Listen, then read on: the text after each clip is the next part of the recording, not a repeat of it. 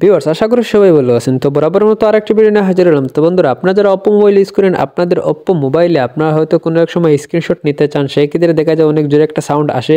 তো আপনার এই Oppo মোবাইলে এই সাউন্ডটা কীভাবে আপনারা স্ক্রিনশটের অফ করবেন, আজকের এই ভিডিওতে খুব সহজে আমি আপনাদেরকে দেখিয়ে দিব।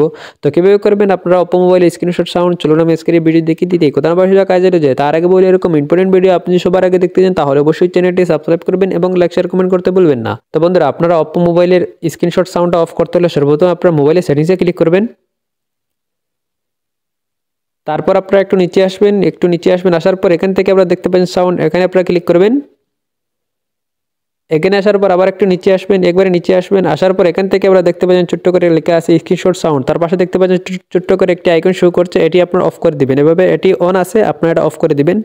অফ করে দিলে কি হবে, এখন থেকে যদি আপনি স্ক্রিনশট নেন, যে কোনো সময় আপনি স্ক্রিনশট নেবেন, তখন আপনার সাউন্ডটা আসবে না।